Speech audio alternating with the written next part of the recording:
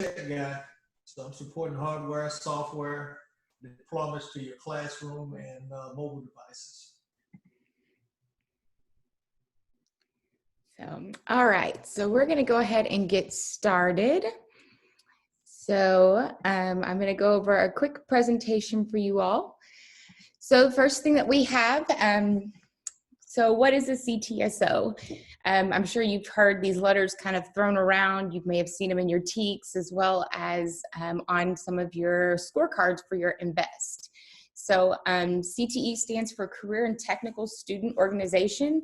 And through these organizations, it provides opportunities for students to participate in service, leadership, competitions, scholarships, certifications, and networking.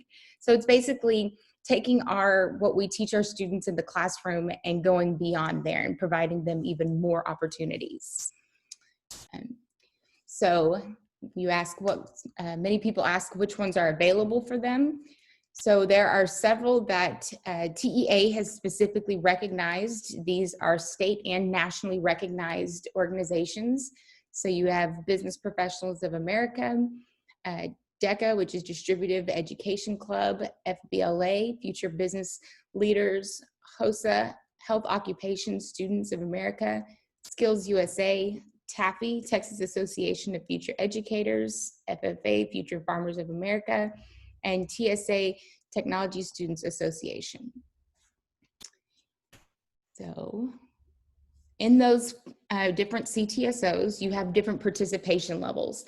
So there's leadership opportunities where you can come together and do team building or learning more about your organizations, running for offices within your region and state competition. A lot of them will do like a day-long seminar where it's, like I said, team building. Sometimes they'll do like a 101 class. They'll do an officer campaign running seminar, other seminars for getting your students prepared for competition, and then just another opportunity to network within your region. And so those are predominantly given to you through your regional area, and we'll talk about that. Service project, so by having a CTSO, you are saying that your campus will participate in a service project. I know many of you may say, how does that work this year? Because we are virtual, and we will go over that tomorrow. But that is something that we're still looking into. Chapter meetings, so you would still meet with your students virtually or in person. As of right now, there's no after-school activities. Even when we move into the orange zone, we're not allowed to have those after-school activities. So this would be done virtually. And then you have your levels of competition, which is your regional, state, and national leadership conferences. So whenever we say a CTSO, those are when we say your student has to compete in an event that is progressional, meaning that they go to the regional competition, and then when they present or compete, they place in a certain place, and that certain whatever is designated for your region indicates how many will move to the next level, which would be your state competition. And then the same thing. So some of them take the top 2 or top 3 or top 5. It just depends on the event and the organization. And then you'll just progress through regional, state to nationals. I know this is something that will probably come up this year, but when you start looking into these CTSOs, there are competitions called as virtual competitions, and those don't necessarily require you to go to a regional state. You automatically would go to nationals, submit it at the national level, and then would attend nationals to see what placement you would get. Those typically are not supported by our district because you have to physically go to each level, and obviously this year it may be different because we may be virtual setting, but you have to physically compete in each level and qualify for each. So the regionals you would automatically go to, but the state and the nationals, those you would have to qualify to advance to. So costs associated with a CTSO. So one of the great things about our district, and you can survey local districts, they don't typically do this. Campuses and the students are responsible for the actual dues. So to be a part of that organization, some may be a $16 fee, some may be a $20 fee. That is responsible of the campus and or the student. So if you choose to fundraise, you can do it that way. or if you'd prefer the students to pay that, they're required to do that. Any t-shirts that you have, so if you choose to do a campus t-shirt, or your students make it to state competition and they want to purchase the state competition t-shirt, those have to come from either, again, the campus or the students. And then any costs associated with what would be something like a fall leadership, sometimes they require, because that pays for your lunch and anything like that. So any activities that you do outside of the regional, state and national competition, those are all funded by the campus and the state and the student. What the CTE department does is we pay for your registration for regional, state, and national leadership conferences. So those are those ones that I told you about, where it's a progressional competition and your students have to advance. So you'll hear this word tomorrow in our training of something called a bump up. If a student is in a competition and they say the top 2 advance to the next level, and I'm number 5, and another district falls out, well, that's considered a bump up. We don't pay for those. You have to naturally place in a competition to make it to the next level. And we do pay for the registration. We pay for all students who attend and who advance to the next level, as well as the advisor. So that does not come out of your pocket. If your hotel or if your competition is out of town, so let's say many of our state competitions happen in the Dallas area, so we would pay for your hotels associated with that, and then as well as for the meals for the time that you are out of the district. So if competition starts Thursday morning, you would leave Wednesday night. You would get Wednesday night meal, breakfast, lunch, and dinner on Thursday, breakfast, lunch, and dinner on Friday, and then Saturday morning is the award ceremony. So you would typically get that morning and that lunch, and that would all be given to you up front. So, and that's per student and advisor. I will say one of the greatest things is that our district is the only one in the surrounding area that does this. Some of the surrounding areas will say, okay, send your kids, and if they place to the next level, we'll reimburse you. Some just don't even do it at all. So this is one of the many amazing things about our district, is we truly believe in the CTSO opportunities and what it does for our students. I can just tell you from personal experiences, last school year, actually, we had a student, we hosted our own regional competition for BPA at the middle level, and a little boy, he literally fell to the ground and cried because he had not left the city of Houston ever before. And Dallas was going to be his first time leaving Houston, staying in a hotel without his parents, and he was just completely flabbergasted. So it's a very unique opportunity, and it's great for our students, and it really invests them in the CTE opportunities that we have and experiences with the programs that we offer here. So you may ask, where do I begin? So the first thing you need to ask is, which CTSO is right for me? Any CTSO that you participate should fall in line with the curriculum you teach. So if I teach business information management, I cannot participate with HOSA because that is associated with our health science group. What would be associated with a business course would be your BPA, FBLA, and even DECA. Those are appropriate. FFA was obviously our ag science. Gateway would be TSA. Automotive would be Skills USA, and the list goes on. So if you're having questions and current concerns about what you should be associating yours with, speak with your program director, because they can help guide you in that direction. Who can sponsor a CTSO? So only CTE teachers can sponsor or co-sponsor a CTSO. And when we say co-sponsor, that means if you're on a campus and you have 2 business teachers or 2 typing teachers or a college and career readiness teacher and a touch system data teacher, you can partner together and form a chapter. You don't have to do it on your own. And as a recommendation, as a first year CTSO advisor, I always recommend partnering with somebody, just so you have the opportunity to kind of work together and kind of feed ideas off each other.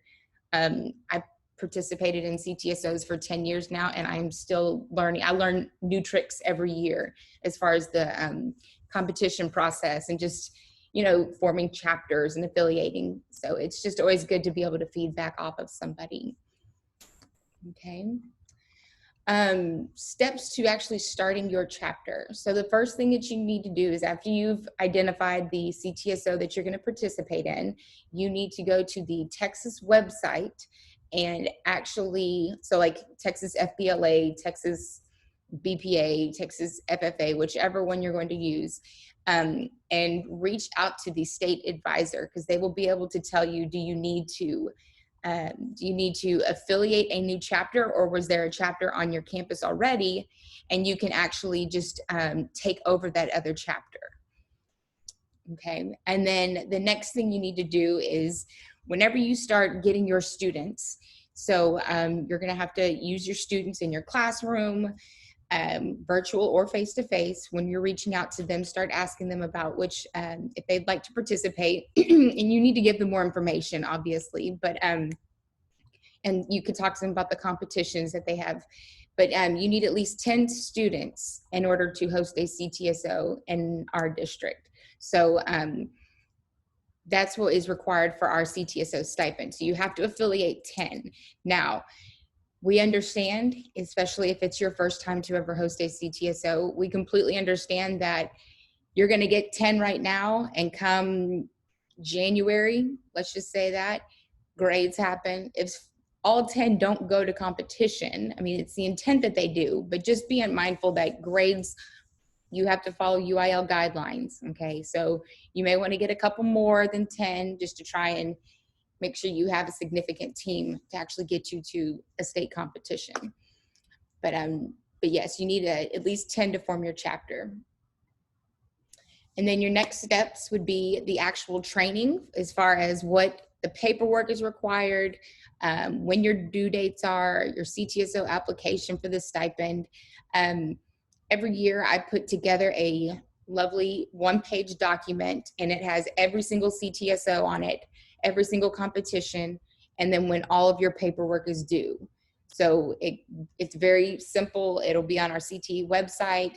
It's your program director will email you prior to when your paperwork is due, but you just need to know that when that paperwork is due, it has to be turned into us, because we have a very, very strict timeline of when we have to get things turned in order for you to receive a check in advance, especially for registration, especially if it's meals.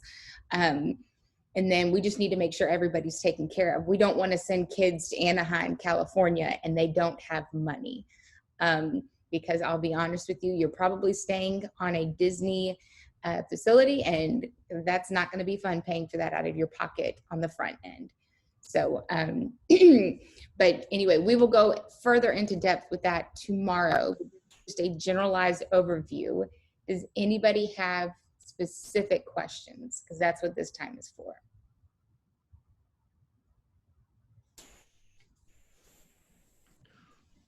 Tomorrow, will we get a specific list of all the ones we can choose from, or might be eligible for? Well, it depends. Well, it really depends on what you're teaching. So that is really what's going to decide or drive you to your which CTSO is available to you.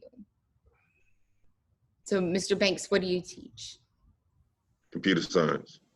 Computer science. And computer programming. Okay. So, Jaime, is that skills? Skills USA or TSA. You'll have to, at the high school level, you're probably better off in Skills USA. Okay. Thank you. Mm-hmm.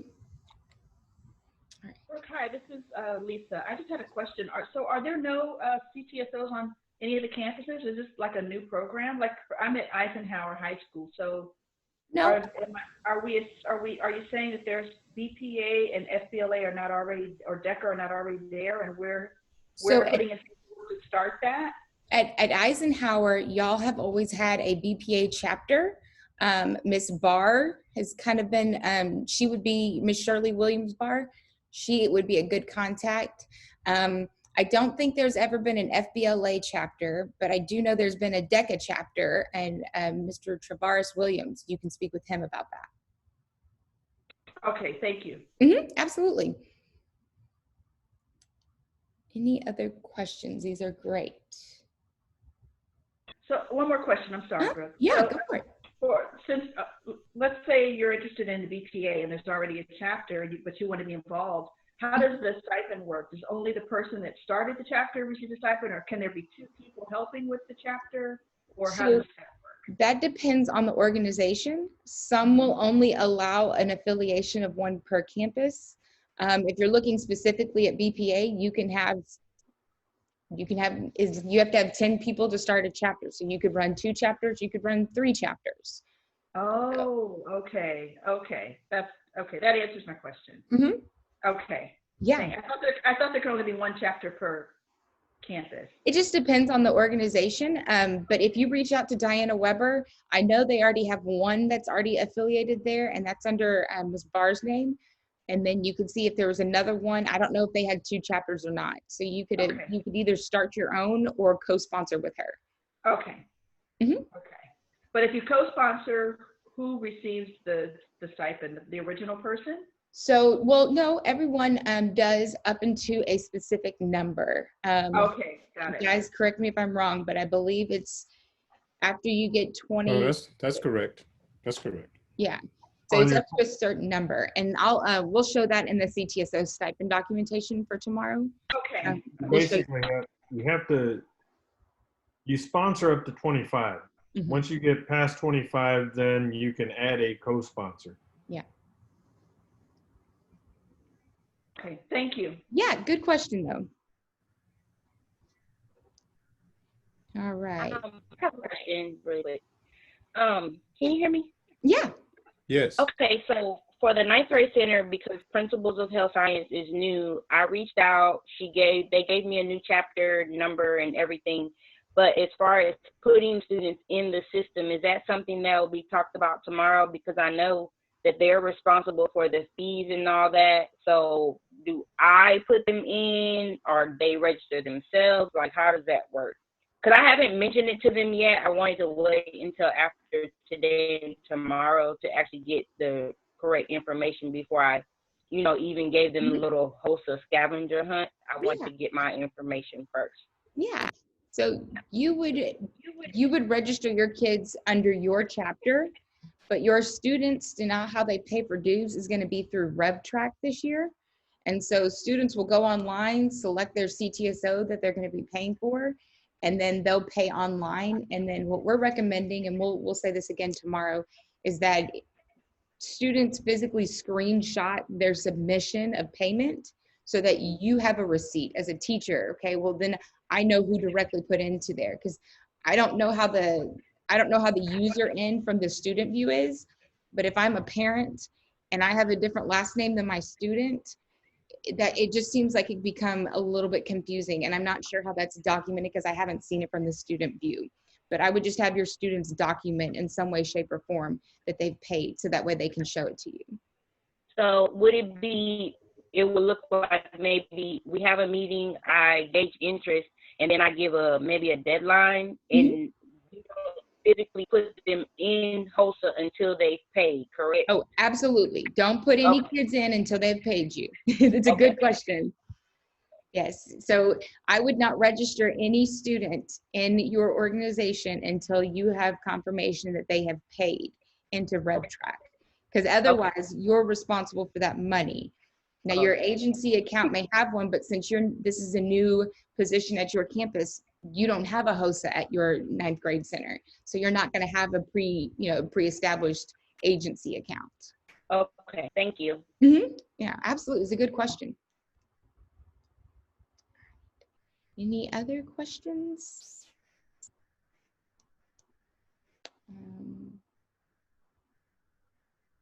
Yes, Mr. Whitaker, I agree. Online paying seems so much easier. Nope. All right. Well, that was quick and painless. If anybody has any other questions, please feel free to reach out to us. Any of the program directors can answer pretty much any of your questions. Tomorrow will be a very, very detailed meeting, because like I said, we will be going over all of our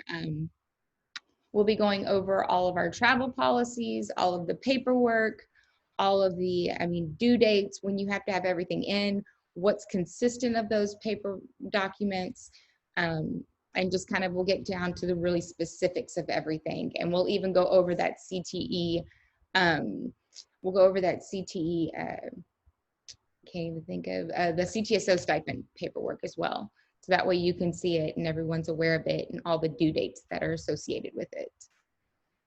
So, but Hey guys, I'm seeing that we have about 37, 38 participants, yet I only have 20 people who have signed in for their attendance. So if you're having trouble because you're on Zoom right now and can't access your camera and stuff like that, make sure you do that right after you get off the meeting. all right. Well, I think, was there any questions that I missed? Let's see. Mr. Whitaker, hosts on 9th grade campus will be new, will be co-sponsoring with the senior high or starting new chapters. Jaime, I don't know if you want to, how you want to set Victor, that. you're an old hand at this, so you can go ahead and start right from scratch. You can go ahead and crank up your own chapter right from the start. And that's one of the things that, I don't know if Brooke mentioned or not. If you're new to this and you're feeling a little out of place, you may want to co-sponsor for a year, kind of use it as a training wheels kind of thing. Because some of the organizations are very competitive and they will lie, cheat, and steal any way they can to make sure they beat you. So it doesn't hurt to get your feet wet with somebody that has been in the trenches before, just so that you don't get caught flat-footed. Very good sound advice. Because I'm serious, they will pull out the most arcane rules to disqualify your team. You know, you'll have to read those rule books backwards and forwards, and because I'm telling you, they will pull out every rule they can to disqualify you, to put their team ahead of yours or your competitor.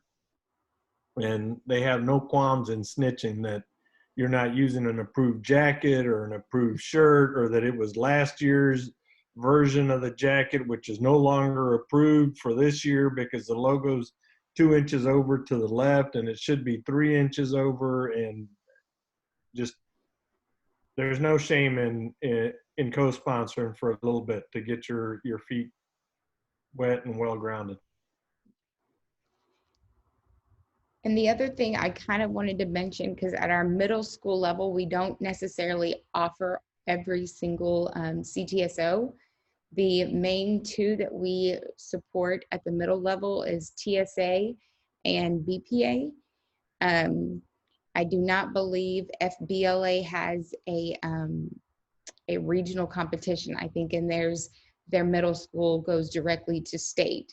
And in BPA, that's the same thing. However, since we have such a large participation with BPA at the middle school level, we host our own BPA middle school competition for the regionals. So just an FYI on that one.